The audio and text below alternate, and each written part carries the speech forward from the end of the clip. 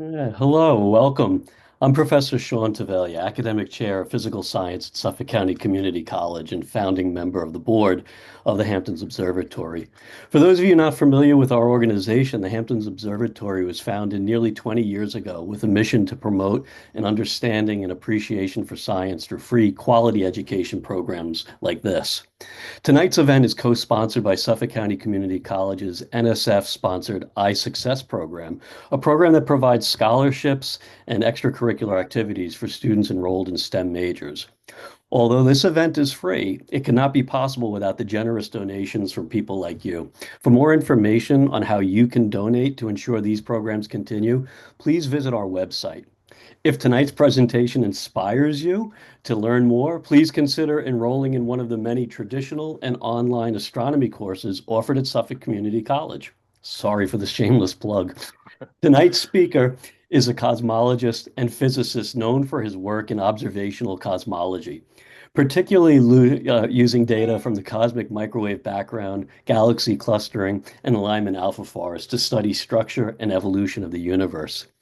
He earned his PhD from the University of Cambridge in 2003 and held research positions at Lugano and Oxford and Berkeley before joining Brookhaven National Lab in 2009, where he leads the Cosmology and Astrophysics Group.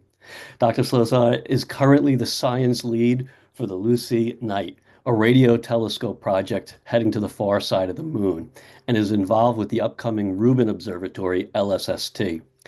He received the DOE Early Career Award in 2011 and was named one of Popular Science's Brilliant 10 in 2012. It's an honor to have him with us tonight, so please join me and welcome Dr. Anže Slosar. Okay, thank you. Thank you very much for this very flattering introduction. And I'm going to talk about LuSEE-Night, this radio telescope on the far side of the moon. As just mentioned, I'm employed at Brookhaven National Lab. For those of you who are in Long Island, it's just like this big complex that you see underneath this slide, just off exit 68 of Long Island Expressway. But before I start talking about the actual telescope on the far side of the moon, let me first tell you about dark ages, because this is, I would say, the the Platonic ideal, or the what drives all these kind of research program. Okay, so what you see on this picture is basically the a sketch of the evolution of the universe, and we know in the current understanding, the universe is kind of starts in a very early phase where it was extremely hot, extremely dense, and very fast expanding, right? And this expansion of the universe effectively kind of, as the universe expands, it does two things. A, it becomes, it cools down, of course, in exactly the same way as if you kind of, spray, say, use kind of normal, hairspray, it cools down. And the other thing, the structure grows, right? So from seeds of structure in the very early universe, which is kind of very homogeneous, very uniform, you slowly kind of develop all the richness that we see in the universe, including galaxies, planets, and eventually us. Okay, so as I said, the universe very early on was very hot and very dense, and in this stage, the matter was in plasma state. And by this we mean that basically the protons, electrons, and photons all form some sort of kind of hot soup. Okay, and approximately 350 to 400,000 years after this nominal Big Bang, the universe cooled out enough so that basically photons decoupled from protons and electrons. They'd be just too cool. They couldn't kind of split them. So protons and electrons kind of fall into each other and created hydrogen atoms. And this extra radiation that was kind of now free to propagate, kind of propagate through the universe and formed what we now observe as cosmic microwave background, which is one of the cornerstone of cosmology. It allows you to actually literally make a picture of the baby universe. So this stage universe is made of hydrogen, mostly hydrogen linked with helium, and light, not much else. And then nothing happens for a long time. For about 100 to 200 million years, nothing happens, right? And then slowly, the hydrogen falls under its own gravity, warms up, and eventually you form the first stars, okay? And once you form the first stars, the universe as we know it starts to evolve, right? So you can just imagine what kind of strange period in evolution universe this was, when it's complete darkness. Everything is cool, homogeneous, cooling down. And then the first stars light up here and there in the universe. And slowly, the first stars start, there are more and more of them. They start aggregating to galaxies. And then eventually, the universe as we know it kind of takes over. Now, from point of perspective of cosmologists, which we're trying to learn about what universe is made of and so on. Stars are kind of nuisance, right? What all this astrophysics of stars and galaxies and so on makes that, it makes the predictions very, very hard to make, right? The universe starts behaving like essentially like a weather system. In weather we can predict what's happening for 1 or 2 or 3 days in advance, but we cannot make predictions for like months or years, right? Similarly, the system is too complicated to non-linear, right? But for like very simple systems like a pendulum, you can predict it was going to do for 10 years in advance, right? And similarly, something before the first stars are formed, with this so-called Dark Ages period, because literally called Dark Ages because it was dark, right? There was no stars. The universe is extremely easy to predict. You can make like very, very accurate predictions about anything you want in this part of the universe. But then it becomes hard. So if you could observe these Dark Ages, we could learn an awful lot about the universe. So it would be great. It's kind of programmatic goal of cosmology to learn about the Dark Ages. Now, of course, this is made difficult by the fact, as I said, there are no stars, right? It's dark. So what can you use to look at these Dark Ages? It turns out that there is one particular method you can use, and this is like a particular emission line in hydrogen, right? So for those of you who study physics, you may know that hydrogen has a bunch of kind of lines at very high frequencies, but they're hard to excite when there's no light around, right? But hydrogen also emits at these super low frequencies, so like 1.4 gigahertz, right? 1.4 gigahertz, for those of you, it's roughly like in the same range as kind of mobile phones and Wi-Fi and stuff like that. Okay, and this, for those who have some physical background, this comes from like interactions of the electron spin and proton spin, where the line trying to line produces this very, very weak radiation. Okay. And then the nitrogen hydrogen, it's warm enough to shine at this 1.0 gigahertz line. So we have like a radio line being emitted at this dark age stage, which allows you in principle to see these dark ages, right? But this line then expands together with the rest of the universe, right? So by the time it reaches us, it's kind of redshifted to much, much lower frequency. The wavelength of this light expands with the universe. So now we're at about 10 to 30 megahertz. So the bottom line is, if we could measure the sky in this region of 10 to 30 megahertz very, very accurately, we could kind of, in a way, reconstruct the pictures of dark ages. That's kind of, it's the big motivations for the research I'm going to show. Okay. And this is basically, this plot just shows how this spectrum of this early universe would look like if there was nothing else in it, right? Imagine that there are no stars, no galaxies. All we have is dark ages. We would see basically a dip at around, let's say, around 20 megahertz, and there's some other stuff happening, but these are very, very low frequencies, right? So for like reference, FM radio, your favorite stations are at 100 megahertz, and about Wi-Fi and mobile phones are here to the right into gigahertz range. Okay. Now the problem is that, yeah, unfortunately, this signal is not the only thing that's in the universe, right? And we have a very rough idea how the sky looks like at very low frequencies. Well, no, actually, the slide goes different, right? So let us change topic and say, well, we want to observe sky at around 20 megahertz. So how do we do this? Okay. It turns out that basically this is impossible from the Earth, right? And there are two main reasons for this thing, right? One is that on Earth at these low frequencies, very, very low frequencies, below 50 megahertz, basically we have horrible contamination from all kinds of sources of radiation. Many of them are anthropogenic. Like basically any kind of electronics will have switching noise. Any kind of car will have kind of sparks, kind of emitting these frequencies. Like basically anything that does electricity will kind of pollute the spectrum here.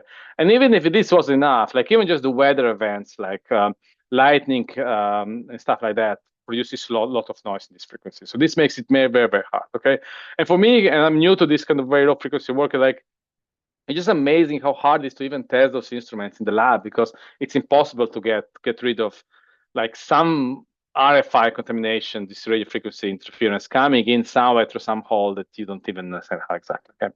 But even a bigger problem is that we have ionosphere that absorbs, emits, and refracts at this frequency. So the part of our atmosphere is these free electrons, and they essentially bounce off this radiation to the left and right. It's like looking through the bottom of the swimming pool, upwards and trying to look at the sky.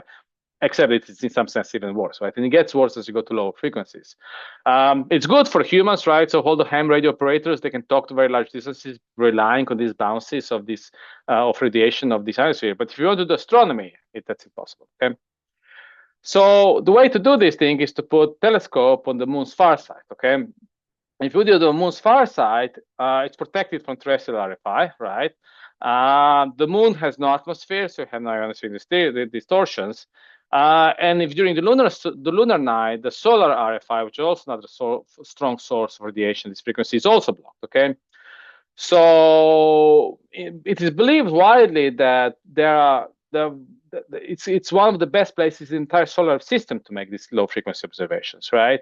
And there are very few alternatives. One is outer solar system, which has advantage, but is very, very far, or perhaps lunar orbit, but that's what's just has advantages and disadvantages. Now, first, before we go forward, I would like to just make a point that I just said like being on the lunar far side is the best thing, and this kind of illustrates this picture, right? So we have sun, we have Earth. They both emit a lot of garbage. It hits this side of the moon. So if you're on the far side, you can look at the sky here and basically not worry about any of this contamination. Okay. Now, a lot of people kind of think that the far side is the dark side. Okay, there is a Pink Floyd album after this name. But dark side of the moon, like the far side, it has its a day and light, right? So the moon goes around the Earth. So the far side of the moon has both the daytime and nighttime, right? Not the same time, but it's always facing away from the Earth, right? So Earth is the same face of the moon all the time, due to like something which we call gravitational tidal locking. I can explain some other time why this works. Okay. So that's what you want to do. Now, let us first think about what has been done on this field so far. What do you know about the low frequency sky? The last measurements were done in 70. Right? Just imagine how far this thing is, right? So the dark side of the moon was released in 73. And this was done by this satellite here, Radio Astronomy Explorer 2, which was the largest spacecraft ever built by humans, right? So it was this a satellite that kind of unfurled these long kind of antennas, but they were literally a piece of wire to zero order, right? Like 230 meters long. So this thing was like kind of like 500 meters across, a third of a mile, like massive, massive structure. And it took the real data in the sky. And here you can see some, 70s data where kind of it went behind the far side of the moon, and then you got blocking that I just explained. You see how this noise kind of dies down and becomes much, much quieter. So now all you see is receiver noise, and then it comes back and comes up again, all this garbage, right? And what they measure, of course, is a frequency which is very, very, very kind of strong. So the sky is actually quite loud at this frequency, right? So this dark ages signals I mentioned before is kind of here, but the sky is actually quite loud. So what makes the sky so loud is basically simply our own galaxy here seen at 40 gigahertz emits, right? So this is how the sky looks like. This is basically our Milky Way at 40 gigahertz. It looks kind of similar at much lower frequency, and this dominates the field of view, the sky. And this makes this dark ages I mentioned experiment so hard. This makes it very unlikely that this LuSEE-Night experiment we're going to talk about is going to see this. So this remains like a goal. But the fact remains that since 1970s, nobody has look at the sky below 30 megahertz, right? It's just very, very hard to do from the ground, okay? And we want to be one of the first people to do so, okay? Now, in fact, people have been daydreaming about putting telescopes on the moon for like essentially like 70 years, okay, since 1950s. And there was this one guy, Vondrak, who worked at the Apollo Science Operations Center during Apollo mission that kind of wanted to do kind of a radio telescope in the lunar craters, much like Arecibo, which you see here now is decommissioned, just use natural kind of crater in the ground to build a radio telescope and make a very big one. Now there exists like kind of new versions of these things, like where you kind of have like these rovers kind of, and those things as you see are built. They built also for Mars to spend some sort of wires into a crater to build a telescope. This is called LCRT. So these concepts exist. This is modern version of crater telescope. And there are kind of other things like this far side concept when you have some sort of lander that lands, and kind of like you have a rover that kind of puts these dipole antennas to the ground to build a radio telescope. And there are even kind of a European idea called the astronomical lunar observatory, which was essentially have something that looks effectively like an inflatable bed, right? You put inflatable bed, you print antennas there, and this thing lands and kind of unfurls, and then literally it's kind of pumped with some sort of gas, and here's your kind of antenna in these 4 big squares, right? They even talked about launch in 27 and 29, but it's not going to happen. But the fact is that all these concepts are shown here are very expensive. We're talking about kind of billion plus type of concepts, and we are simply not going to do them. Nobody's going to build a radio telescope on the moon of this kind. That would be kind of really interesting, unless you start with something much smaller, much more modest, just to kind of learn what you're doing and whether this basic idea that moon is the best place to do this kind of observations is even true. Okay. So now there are a lot of kind of much smaller efforts thinking about putting this thing. There is this Prato, this Indian experiment. There is the Hongmeng project, which wants to do kind of go not around on the moon, but into the moon's orbit. These are Chinese. And there will be kind of like a mother satellite followed by kind of, I think there are 8 smaller satellites. It's making measurements and then kind of making so-called interferometric measurements. And this will be kind of a very interesting thing, and it's now even been funded to go forward. We'll see how long it will take to actually happen. And then finally, the Chinese actually managed to land on the far side of the moon. Okay, and this is the Chinese lander. It's the only nation that managed to land on the far side of the moon, and this was in 2019. And they even carried like 2 radio experiments called, there was like NCLE, which was kind of on relay satellite, and then LFRS, like low frequency array spectrometer, which was also on this lander. And then this, as you'll see, this thing on face looks very similar to what we're building. Basically, these kind of sticky antennas, like just basically a little kind of metal rods to act as antennas. So you can think, oh, maybe these guys scooped us. And luckily they haven't, because all they see is emission from the lander, right? And I'll tell later how we avoid having the same problem. But they effectively, as I said, any kind of electronics on the ground produces a lot of noise at this frequency. You have to carry some of these electronics to the moon if you want to operate.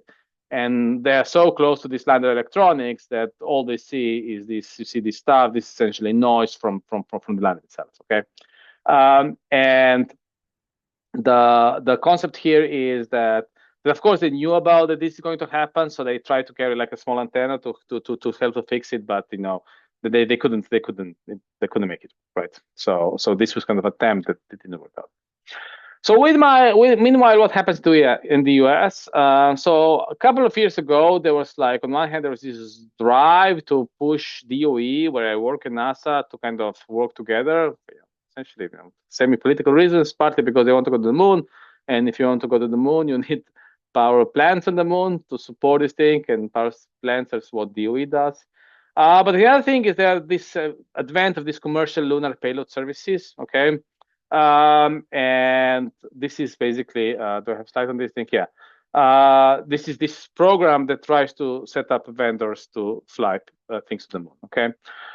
So what has happened is that advent of SpaceX taught NASA that they can save a lot of money if they go to commercial providers, simply because it's in the past they had like this cost plus type of contracts with Lockheed Martin and company. And when they went to kind of SpaceX type of providers, where you kind of simply pay a fixed contract, the prices of launch kind of fell a lot. Okay, it became much cheaper. And then also it became immediately clear that there's a lot of commercial interest in low Earth orbit, a lot of kind of experiments from counting cars in the parking lot because you only want to make money on stock market, to looking at how the agriculture is doing. There were a lot of kind of cheap, small experiments that could kind of ride on these things. So it was very, very good success. And now they want to do something similar about the moon, right? So they want to develop like an ecosystem of commercial vendors that can just fly for the moon, basically on fixed price contracts, right? So they started basically with 14 vendors, and they went down with 11 vendors, and the hope is to eventually kind of whittle down to maybe 3 or 4, who are now like kind of really cheap, and this becomes like as easy as getting Uber to the city. You can get the members to go to the moon. Okay, and the idea was we will be buying some launches to the moon, awarding 1 to 4 missions every year, and then eventually this thing will take off. Okay. But of course, these guys, they want to go to the moon, but they were missing payloads, and they wanted payloads very, very fast so they can do this, right? And now this is like, in a sense, has like a unique opportunity for kind of people like us who would in the past would be prohibitively expensive to go to the moon. Suddenly, well, if they're paying for the ride to the moon, maybe we can put some sort of interesting instrument to go with them. Okay? And so we had the first few CLIPS launches so far. It's quite interesting to watch. As I became interested in Link, I became interested in all this space science. So the first CLIPS launch was in January 24 with the Astrobotic Peregrine, which launched on an untested United Launch Alliance rocket. It was a slow rocket, and it was like everybody was worried about the rocket, but rockets worked fine. The mission was doomed almost immediately after separation. There was a stuck valve, so it was clear that they're not going to make it to the moon. So they went to the moon distance and back, and then effectively just crashed into the sea again. So it was like basically, I would say, like a bit of like not the most successful mission.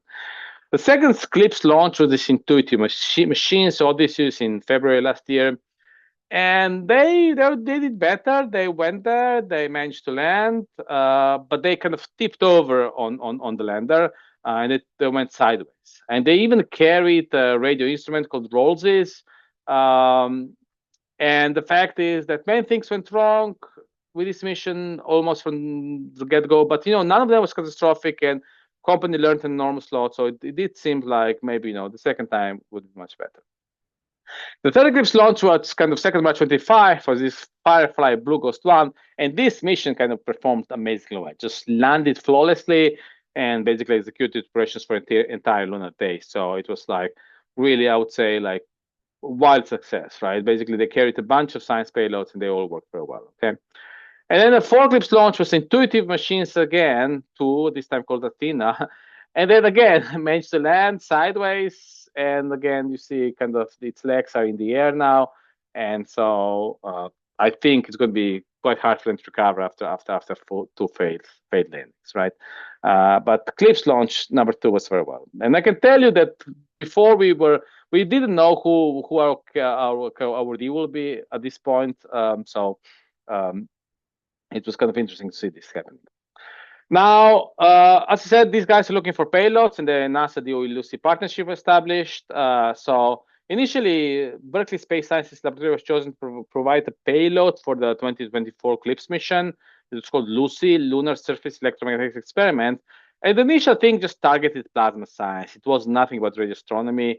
It was done by a team who did this Parker Solar Probe, the very successful satellite looking at the sun. And they just, they wanted something quickly, and then cobbled together a few spare parts from Parker Solar Probe, said that's our experiment, okay?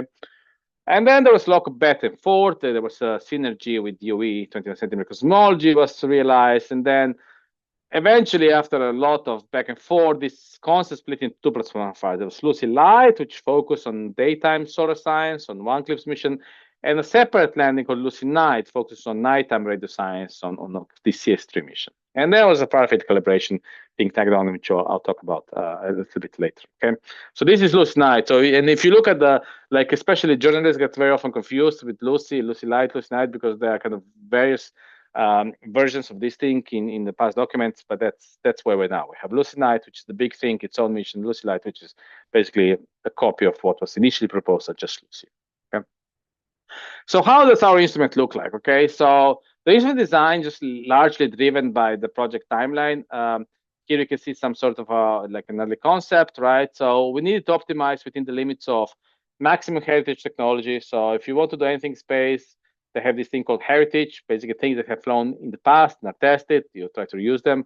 I want to do improvements with respect to like Parker Solar Probe, but given budget. But the budget is not just dollars; it's also the budget in terms of power you need to survive the lunar night and basically try to develop. Okay, and basically our basic design is like here. You have like 4 antennas, and this thing can rotate in azimuth, like left and right. Okay, this is like a little carousel on top, and this thing look at the sky above it. Okay, with these 4 sticks sticking out, which acts as basically our antenna. So it's in some sense very similar to your FM radio, handheld radio, which has like a stick antenna. Only we have 4 of them. Okay. And then luckily we were we were awarded the Firefly Aerospace as our kind of launch provider before any Eclipse missions were selected. And as you know now, Blue Ghost 1 was the sole successful Eclipse mission, and for us it was pure luck because we didn't know because it was NASA who picked the provider. It was the NASA Eclipse office, and Blue Ghost 1 managed to land perfectly, and we are now on the Blue Ghost 2. So at least this risk is looks quite good. I'm quite hopeful that it's going to work, and because essentially the clone is the same lander. The main difference is that we're going to the far side of the moon. Blue Ghost 1 is landing on the near side of the moon, when we're going to go to the far side of the moon. The launch was supposed to be in December 25, but now it's been pushed to August 26th, and basically we're basically the main payload on this mission. Okay. Now this is how the initial concept looked like. Okay, I just mentioned we very early one. So this was it was even before LuSEE-Night, which is 2 antennas sticking out, right? Just like artist sketch. Then there was our own sketch, with basically like a box on top of a lander with 4 antennas. Okay, this is before we knew anything it was going to look like. And this is now the modern rendering of this thing. And you see, it actually hasn't changed that much. It's still like a box on top of a lander. Okay. So here you can see how this thing looks like. This thing below this line, marked as Firefly Aerospace. This is basically the Firefly lander. You see, it's very similar to what was before. And this box up here, to which the Firefly put their own logo, but it's not their box, it's our box. It's basically the LuSEE-Night. And this thing that looks like a helicopter wings are actually our 4 antennas. They actually won't sag this much down, but they make it look like this thing on this picture. And this is built by Brookhaven National Laboratory, the Space Sciences Laboratory at UC Berkeley, and Lawrence Berkeley Lab, which is also collaborating on the antennas. Okay. In this little box you see here, it's its recent addition. There will be a rover that will come down from here and then do some sort of moving around in the moon. Okay. Now this is how they're going to fly us to space. They're going to put us on this rocket. We're literally going to fly like this thing. This is LuSEE-Night on top with our box. The antenna are still stowed here. They're inside this thing in the middle. Below us, there's this lunar pathfinder, which is a relay satellite. As you can imagine, if you're far side of the moon, you don't see the ground. Okay, so you need to speak to the ground via something that's going to relay a signal. So usually you use a relay satellite around the moon. And Lunar Pathfinder is a European satellite that generally wants to provide communications for many missions around the moon, but they're going to start with us, right? So this will be a satellite around the moon, sharing the launch. And this thing is basically a Litra, which is a Firefly, we call it like a tugboat. It's going to has this propellant, so it will take us there. And then eventually it will go into its own orbit around the moon and then provide communications for Firefly from its own orbit. And everything will be launched in the SpaceX Falcon 9 rocket, which is now the workhorse of this industry. Okay.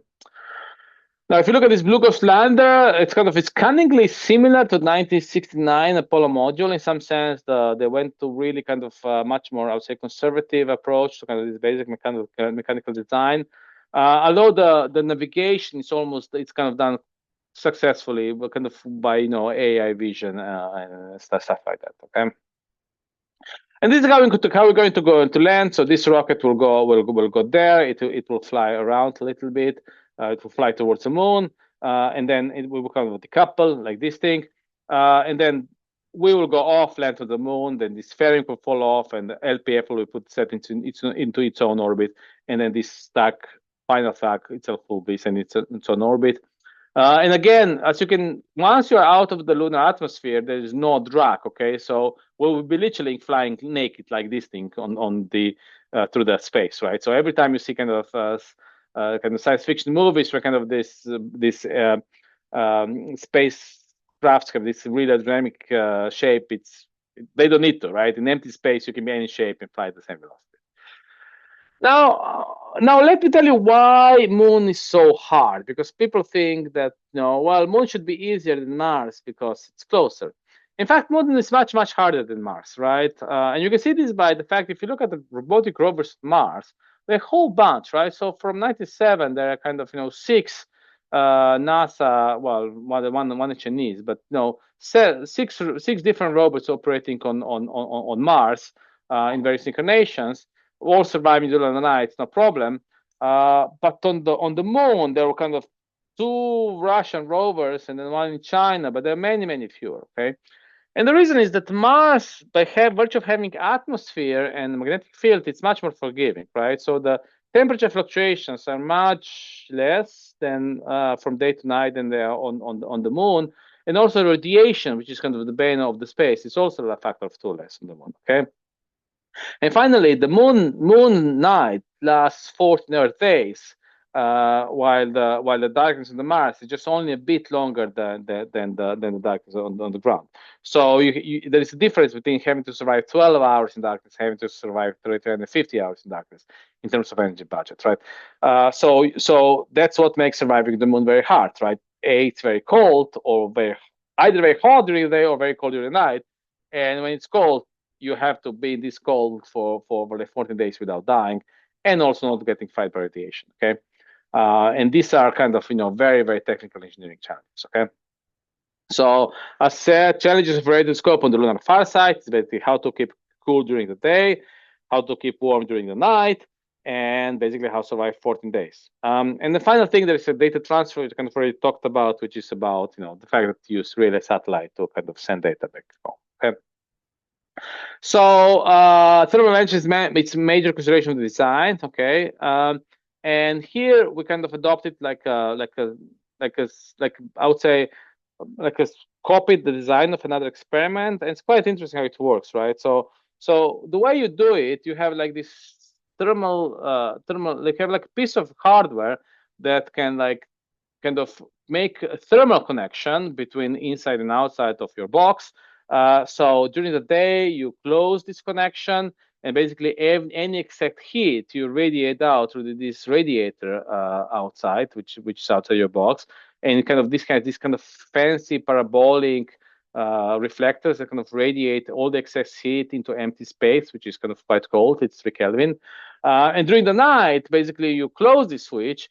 Well, we make it open in some sense. You make it non-conductive, and then you use all your own heat that you produce by your own operating instrument to kind of survive the night. Okay, and this system kind of is supposed to work, but barely. We have very small margins, and we also need a big battery, right? So we have essentially half of our payload mass, about 40 kilos, is in battery. Okay, which kind of makes us survive the full night. Okay. Now, this is another picture of how our payload looks like on Blue Ghost. So this is the lander, which you saw before. This is LuSEE-Night. This is user terminal, which should be another NASA payload, just testing communication. And these are antennas once they come out. And I'll talk about it in a little bit later. So they pop out of this box, and then you have kind of this essentially radio antennas. Then they collect the signals that get amplified outside and then sent into the box. And this thing here in front is its radiator I mentioned before, which kind of radiates heat, right? Here's a bigger version of this thing. This is radiator. During the day, we use this thing to kind of emit the heat. These are kind of solar panels on both sides to charge our batteries. This is a kind of our antennas. They're preamplifiers that amplify the signals coming from the sky, and then they go straight into the signal, okay? And this in the middle is just a communication antenna that kind of allows us to talk to this relay satellite that will take us there.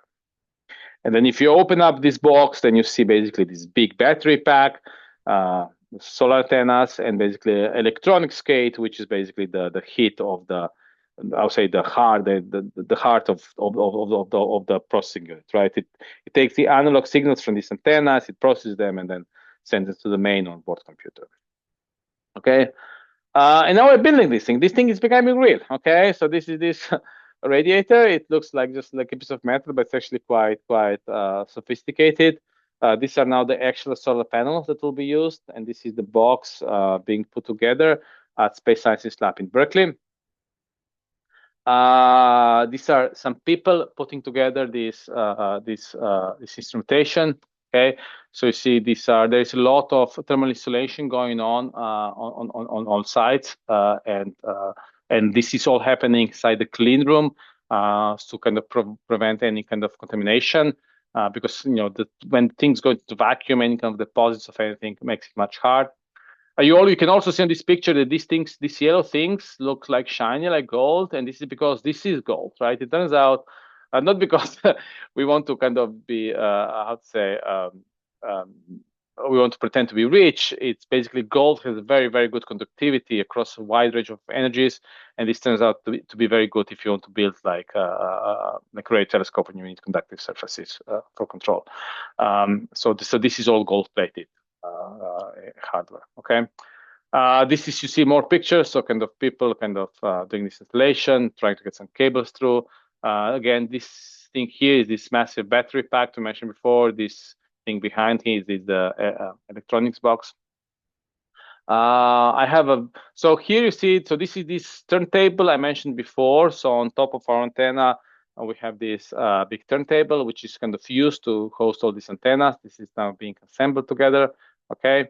And here you can kind of see people trying to kind of, squeeze these cables in. So now this work is in very kind of, I would say, mechanical and just, putting things together. No, can I go next slide? Yeah, so a lot of these things becomes very kind of, I'll say, compressed when you look later. So here you already see like a pieces of this thermal insulation being put together. So if you want to survive the night, right, there's a lot of this heat you want to either reject or keep in. So there will be kind of this foils all over the place, and that's why all these legs are being kind of thermally insulated, and then you have to be very careful with cables. Here you can see some people doing, injecting some materials into these pieces of electronics, and this is the process they call staking, right? So all this normally when you have kind of pieces of electronics, the solder, right, which holds these either chips or kind of other electronic elements, acts both as something that kind of ensures the electrical contact, but also kind of mechanical thing. However, in this case, during the launch, this thing will shake brutally, right? It's exposed to a lot of abuse, okay? And part of testing is to kind of literally put in a shaker that will kind of shake the entire structure and make sure it survives. But to make sure it survives, every electronic component, it's so-called staked, which means they literally kind of cover it with some sort of like disgusting, like I'll say like material that just like goes over everything and like sticks everything to its place, right? So solder is now only taking care of electrical conductivity, but there is this sticky material like a resin of some kind that kind of keeps things in place. And what you saw there was kind of this lady applying, this material, to every single kind of mechanical connection to make sure things taking in place once you kind of shake them violently. Okay. I got next page. Okay, so this is how this building of the instrument looks like. But going back to science, I think one of the most interesting things is to understand what our antennas will. Okay, so our antennas are so-called stationary antennas. So this is essentially a coiled metal sheet that self-expands, right? And expect self-expand into a stick, okay? And in many respects, these are not very good antennas, right? I mean, you would like to have more sophisticated antennas, but everything more sophisticated would run out of time and would run out of money to build them. Okay, so we're stuck with these things, and basically, since we cannot point these antennas around, it's very hard to understand where they look at. So how we solve this problem? Okay. So first thing, let me tell you how these things unwind. So this is kind of an example of a stationary antenna coming out. Okay, so this is this coil, and you see once you pop a button, this self-pressed coil just kind of self-winds and then comes out of this thing, and these antennas will then kind of expand like you can see it here into these 3-meter long sticks on all sides. And fortunately, the gravity on the moon is low enough that this is it's not really a problem, right? This thing just kind of expands and doesn't quite suck quite as much as it would on the ground, and this forms our antenna. Okay. Can I go to the next slide? Okay. No, skip those. Okay. Okay. So now to test where this antenna goes, the first thing we can do is to basically just build like a scale model. So this is kind of our baby LuSEE, okay? it's LuSEE. It's kind of like a very, very small LuSEE. You can kind of see how big it is compared to a chair here. I think it's 1:10 ratio. And we put it in the ground to kind of be close to what the regolith would be.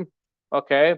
And this is just a piece of plastic, not to make it dirty, but otherwise it's kind of has all the, I would say, essential components of the real system in terms of conductive surfaces, and therefore we can just kind of from this cherry picker we can shoot radiation, which is now also has to be 10 times higher frequency because our model is kind of smaller, to kind of try to measure what these things will pick up. And this is kind of then you can infer, kind of you can literally measure whether your simulations of how the real system will behave are kind of accurate. Okay, so that's one way we're thinking about calibrating our antenna. But there's also another way using this so-called far-field calibrator. Okay, so one common problem we have in any of these kind of transit telescopes, and there are a lot of them also on the ground trying to do radio astronomy at higher frequencies, is that if telescope can move and point, you can point it at the astronomical source and of the astronomical source and know what it's doing. But a lot of these telescopes, and here you see one we have on the ground at Brookhaven, right? It's kind of a bunch of dishes that kind of reflect the radiation there. They're just fixed on the ground, like LuSEE-Night, right? They cannot move. They just see whatever passes above them, right? You rely on rotation of the Earth to kind of follow through, okay? And here, basically, you see the way you test it, you just put something that flies above you. Here we did it with a drone. You see, this is like a quadcopter drone, and this is basically a small emitting antenna. And we flew this thing above there and to measure the beam. We also played with kind of fixed wing kind of drones that are also like an alternative that can kind of, in principle can carry like antennas and stuff like that to calibrate. And we measure the beam of this telescope quite well using this approach, okay? But these things still have issues because you know where the drone is and so forth. So ideally you have something which is truly far field and power stabilized, okay? And we managed to convince NASA to also invest into this thing. There is this thing called calibration service. And the idea is, in addition to the LuSEE-Night, which will be sitting here, represented by this Lego model, this is quite an old slide, you have something that emits an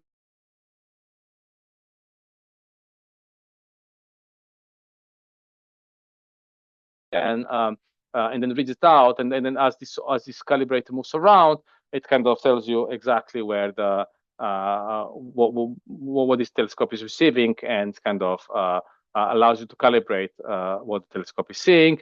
And we managed to do this thing, and this will be this tugboat, which I mentioned before, this thing that will be on the bottom of this series of these things. Remember earlier I showed you what everything will be rocket.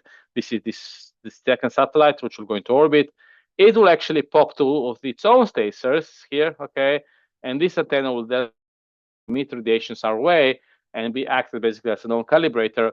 And we will use this thing to kind of measure the response of our instrument on the ground, on the surface of the moon. And we'll be just kind of testing the hardware there, and it seems to be very promising to work very well. Okay, I ran out of time. Basically, if anything go to plan, LuSEE-Night will establish the viability of radio observations for the lunar surface. We hope it will produce the most accurate sky map at these low frequencies, 1 to 50 megahertz, and it will launch in summer 26 on Blue Ghost 2, so stay tuned. And I'll stop here. Thanks, Anže. This was really cool. Give people a couple seconds to throw up any questions that they have in the chat, and we'll get to them. In the meantime, I'm wondering about that data collection and how you're communicating it back, obviously, to Earth. Obviously, you'll have the satellite going around the moon, but that's a really short amount of time to be moving data from the surface of the moon to the satellite and then back. How does that operate? Right, I'm assuming transmitting it when it's on the far side and then transmitting it to the Earth when it's on the near side. Yeah, that's right. But if you so the thing is, that satellite is actually quite a big orbit around the moon. It's kind of like highly elliptical orbit. Always around the moon. Interesting, moon has such a uneven surface, right, below the surface, that basically the most orbits are unstable. If you put a satellite around the Earth, it will happily go there for a while and then kind of crash into the Earth. Around the Moon, if you put satellite in one orbit, it will just get perturbed so much, something bad will happen to it very soon. And there are few orbits that are they're called frozen orbits, where kind of just stay there. People, by now we know where they are. And this thing will be on this orbit, very highly elliptical. So it's so far from the Moon that, if you think of it, there a lot of time, it will be visible both from the ground and the far side of the Moon at the same time, right? That's possible if you're sufficiently far from the Moon. Sometimes, of course, it will occult and you won't see it from the ground. In this case, it will kind of get the data from LuSEE-Night to the satellite. It will be stored and then kind of replayed once the Earth is visible again. Okay. The data rate's actually not bad, and we plan to transfer during the day when we are parapositive. So during the night, except on the first night, and the first night will kind of transmit basically a few hours. Maybe you have one transmission session of 2 hours and another transmission of 4 hours just to get some data in case we freeze to death, which is not impossible. But normally the idea is we take data during the night, we store them on LuSEE-Night. During the day, we replay it to this satellite over the 14 days of the lunar day in kind of bunches of 2 hours, but it will be kind of, I would say 10 or 20 of these passes, and these things will relate to the ground. And if you want to know the total volume, which we're accounting for, is about 8 gigabytes of data per lunar cycle. Okay, so it's small by modern standards, right? It's something I could almost email to you, but that are kind of the data levels you can bring from the model. Only one question in the chat, and that's just what is the antenna tuned to? Which frequency? Yeah, so the antennas are looking basically for, that's a very good question. Normally, if you watch for FM radio, you tune for one frequency, right? What we operate is so-called spectrometer, which means we look at many frequencies at the same time. So we are sensitive between 0.3 megahertz, 0.03, 30 kilohertz, all the way to about 50 megahertz. Okay, and we have basically 2048 channels of 25 kilohertz each. So so in some sense, it's like being tuned in 2048 channels at the same time, evenly spaced between 0 and 51.2 megahertz. Okay, and that's sufficient to do these observations. So if I understood your answer to the last question, during the lunar night, the instrument's basically acting as a data logger. Yeah, right? basically it's receiving the data. I mean, we will be taking observations during the day. There's a lot of people want to do a lot of solar science measurements, but during the day, the issue with night is that you're very afraid you run out of power, and if you run out of power, you freeze to death. Okay, so we'll try to minimize data transmission during night, and we'll just do it during the day. We will of course operate the instrument as much as we can. Every time we can take data, we'll take data. But during the day, there's additional thing that we might cook ourselves because it's so hot, right? So that's why. And then the instrument, when it takes data, it takes about 20 watts to take data. So if that's too much, produces too much heat during the day, we will probably just kind of turn it off. Okay, that's I guess the answer. Cool. So with all of the past missions and the potential for failure, are you concerned? It's still quite high. Let me say. So NASA has this interesting approach. Each mission gets a so-called risk posture, which ranks from A to D. Okay, so A is like human missions or stuff like that, where kind of there should be no scope for failure. And B, C, D are kind of slightly, and if you want to work on A mission, it's just insane. All you do is check things will not fail. B, C, D are kind of more forgiving, and D essentially you're allowed to fail. Essentially, just kind of and there's kind of a sub D class risk posture, which is essentially like technology development, and we are effectively in that range, right? But that's driven simply by the fact that they needed payloads on this commercial. There was this opportunity to launch things commercially, and the only way you can launch and prepare in time is just to kind of be very aggressive with schedule and just be kind of having very low risk posture. So I think the chances of us actually not operating are small. I'm actually quite heartened, but it seems like we have like fairly good chance at landing. But I'd say what I'm most worried about is basically survive the thermal closure, right? Running out of battery juice during the night and then not making it to the next day. And that's compounded by the fact that we couldn't get quite the battery we wanted. Like we had like spec for the battery we wanted, and on the timescale we needed, nobody's willing to give us one. So the end of vendor gave us like a clone of Europa Clipper battery, which was basically another big mission to Saturn, and they just had like a spare and said, "Do you want this?" And I said, "Yes, please." And that's what we got. It's slightly smaller than we hoped, and also the instrument is kind of leaking heat slightly faster than we thought, and both of these things conspire to kind of makes it that we should make it to the night, but just about. So if anything goes minimally wrong, we'll probably be losing heat too fast right Yeah. Eric has a question in terms of how does it translate to observing the dark age? So when we get that data, Yes. So let me just say that I think I think the chances for losing, I think the dark ages are kind of essentially zero, right? And then this is because dark ages is kind of, you can think of a dark ages as a signal which is kind of the same. We use it kind of like to motivate what we're studying, but to dark ages signal which is the same everywhere. Okay, so if you look at any point in the sky, you will see dark ages and whatever there is otherwise. Okay, so to do this thing, you need to kind of get rid of everything that's in front of the dark ages, so-called foregrounds.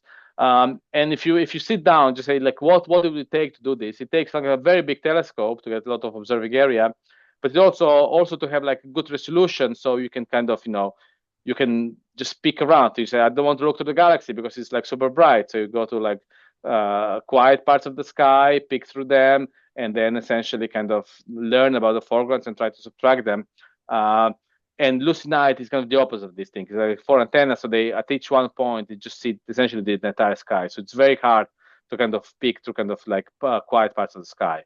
But that's the idea. The idea is LuSEE-Night will demonstrate that Moon works as observatory, and then like bigger and better and more aggressive experiments will come and pick this up. Having said that, like nobody has made the map of this sky, these low frequencies, right? And our map will not be very good, but it will be a map. Fortunately, I forgot to put some pictures here. How it's going to look like a blurry map of the sky. And for example, there could be surprises. There could be sources nobody expected at these frequencies.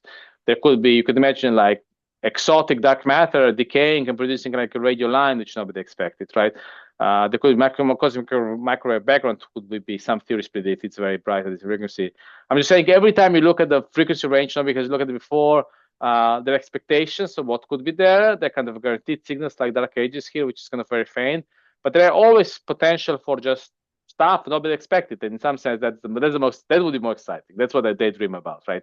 Seeing something nobody expected to be there, simply because nobody has looked with any instruments for the past 30 years. I think that's the joy of all science, right? It's Yeah. the research we do, but the discoveries that are made along the way is the fun part. I always like to tell the students it's that first time, I'm a geologist, and sometimes we're doing a little microscopic geology, and it's always nice to look through a microscope and see something and realize you might be the first person ever seeing that. Exactly. A little bit of an excitement there until everybody else knows. So in terms of geology, LuSEE-Night will probably the regolith below the LuSEE-Night will kind of refract and reflect the signals from the sky as well. And we hope using calibrator and rover to kind of learn about these things. And so we also hope to learn a little bit about geology of the moon with this instrument. But that's kind of secondary science. Yeah. That's cool. See no other questions in the chat. This was fascinating. Thank you for joining us tonight, Anže. I really appreciate it. Okay. Thank you for having me. Hopefully we'll have you again. Hopefully it'll be after everything lands and the mission's a success, and we'll get some of the data and see what you can teach us then. Okay. Thank you very much for having me. Have the rest a nice Thursday. Okay. Have a wonderful evening. Okay. Thank you. Bye bye. Bye.